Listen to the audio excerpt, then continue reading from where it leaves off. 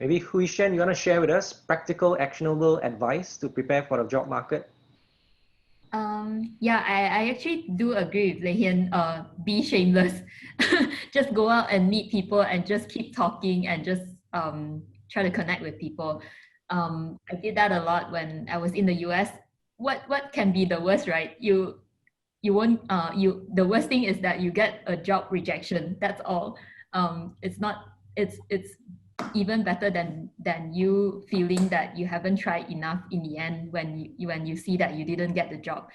So I think be shameless and just go out and connect with people. And I think that in a way it will build up your own network as well, even if you don't end up getting the job in the company that you want. And who knows, maybe you get into a job in a related company, and someday later when you have built up that profile in your CV, you might be able to connect back because you already know someone in the original company that you wanted to come back to.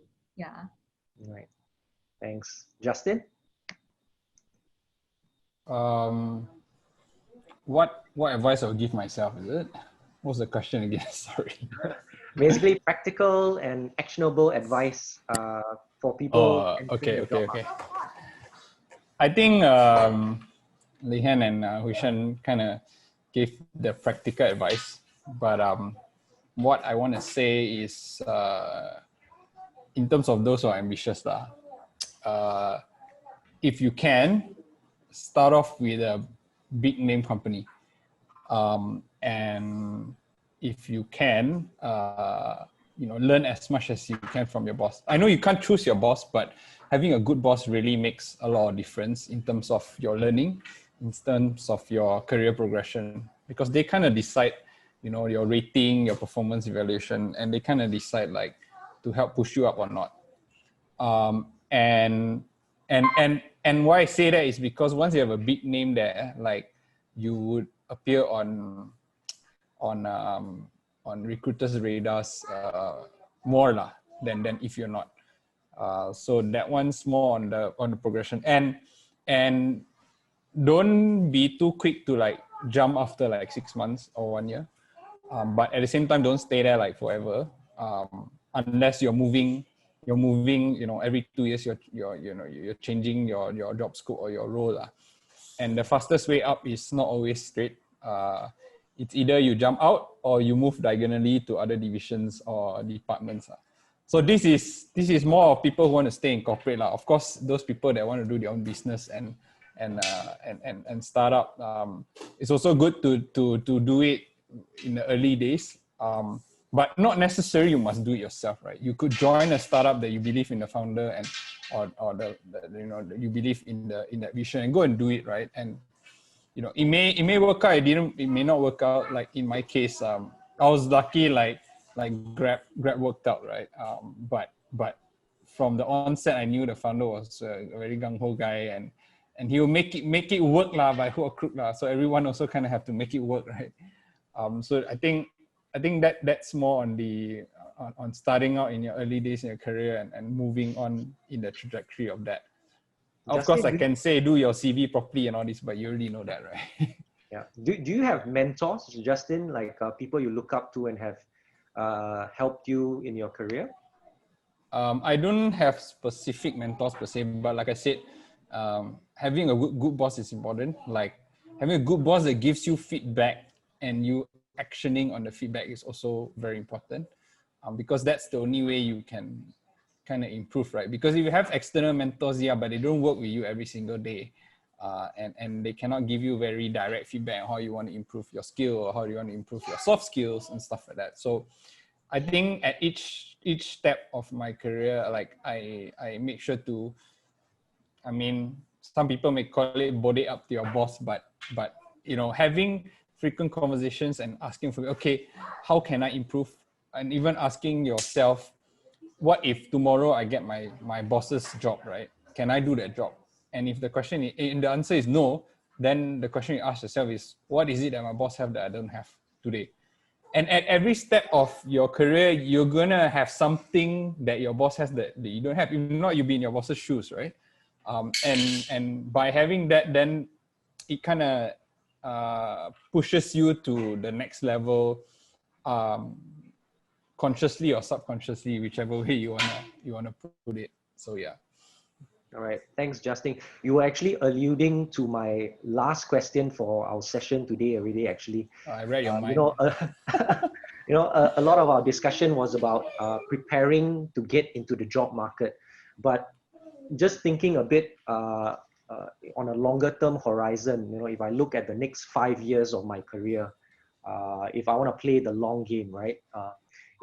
What is the top advice for young graduates to navigate and be successful in the early years of your career? Maybe Lei Hian and Hui Shen, you want to take this?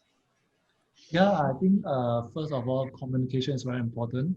Communication is not knowing to talk a lot or knowing or just be quiet and listen only, but you have to be very, very specific on your speech, and also to make sure that other people receive the message. So sometimes before meetings, we need to really ping everyone in the meeting to make sure that we align before we present in the meeting. So I think those are very important things that I think I learned so far. And of course, also the attitudes to want to succeed, and also to be hardworking as well. And I really like what Justin said, because the boss play a very important role in your early career, and having a good boss give you a role model to see how you can grow yourself as well. All right. Yeah. Hui Shen? Echo on that, and also wanted to echo on Justin's notion about boss playing a very important role. And sometimes it might be a two-way thing as well. So maybe your boss is a very, very less proactive person, but you yourself can take the action and just tell them that, hey, I want to set up a bi-weekly call with you. Can I get a feedback from you or just talk about something every 2 weeks? In that sense, I think the boss would feel that you are very proactive and you really wanted to grow in your scope. That helps you, and also he would be able to provide you with feedback as well, because it creates a schedule in his calendar that he has to do it, right? So he has to think about something. So yeah, I think that one is a two-way thing. And then secondly, I think at the early stage of you joining a company, not only, I think we always have a honeymoon period where you probably don't have as much work to be thrown into in your first month, probably.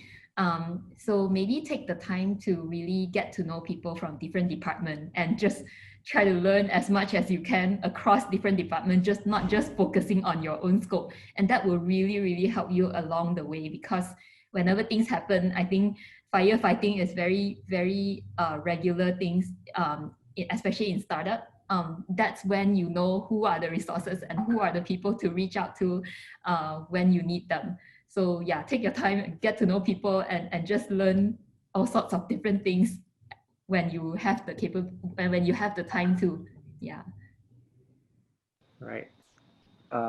Next, Justin, any other thoughts on advice to navigate the early years of your career?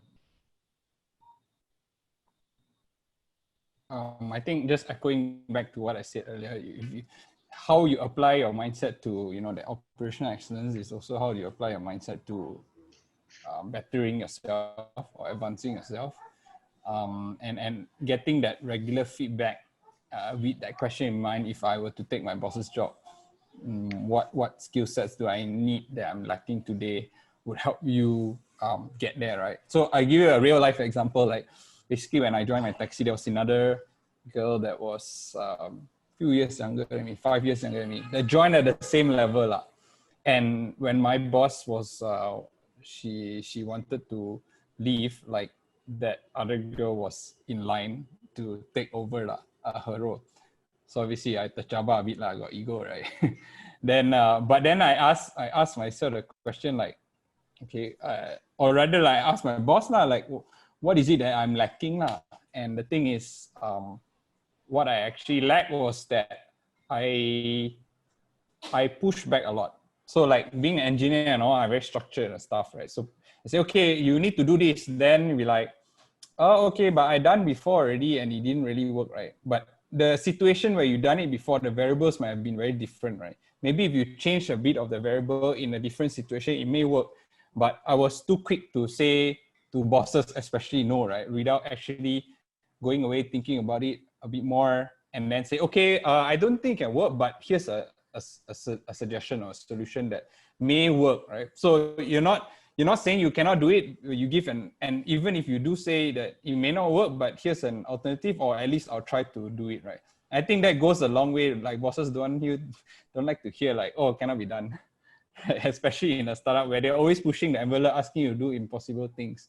So I think I had to change my mindset, my paradigm that, you know, things are not always so structured, especially coming from oil and gas where, you know, everything is SOP, right? So if you break SOP, that's where you get fired. But in a startup, there's no SOP. You set the SOP. And if you don't set the SOP, you get fired, right? So it's like terbalik. And I think that has proved useful. And how do I know that? Is because I asked my boss, actually, hey, why I cannot make it? Like, what is it actually that's stopping my progress? Thanks, Justin. Totally There's actually, Justin. There's actually a number of messages coming through the chat. Some on a very adorable dog, but I would also like to invite Prabal G to read out your questions to our panelists. Oh, thank Prabal? you. Yeah. So my question was, does having experience in various things outside our degree or main focus of expertise display versatility, or does it portray like a sense of uncertainty in our degree? So like, should it be something we flaunt or like focus on when we're getting or like trying to get a job like after completion of our degree, or should we avoid like that topic in general? That's all. Right. So I think free flow, any of our panelists want to take this one? I can talk from my own experience, right? Actually, whatever is on your CV is secondary. If you get to know the person on, let's say, LinkedIn, that the job that you want, people get to know you, and then they will share their impression of you with their HR if you really want to get into that company. So of course, from paper you can write whatever you want, but a lot of us we know when we interview people, right? People write the best things on the CV, but when you get to know the person and you work with the person, the CV and the person maybe not matching at all. So yeah, I think, how do you want to get into the first round interview? That is a skill.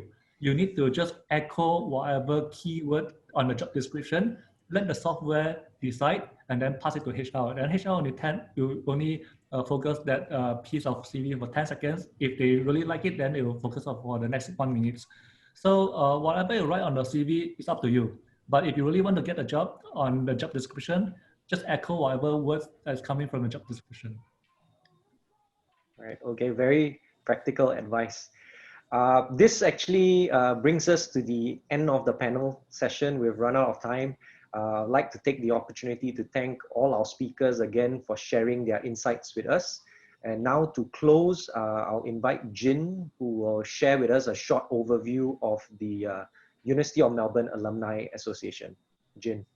Hello, everyone. So what is the Alumni Association? As the speakers have sort of alluded to earlier, you know, it's important upon graduations to really build on your networking, build on connecting with, you know, other alumni, other colleagues, you know, whether in job hunting or really in building your social network. So the Alumni Association is an independent society. So pretty much like Momo, but I guess for adults and for alumni. We run events regularly.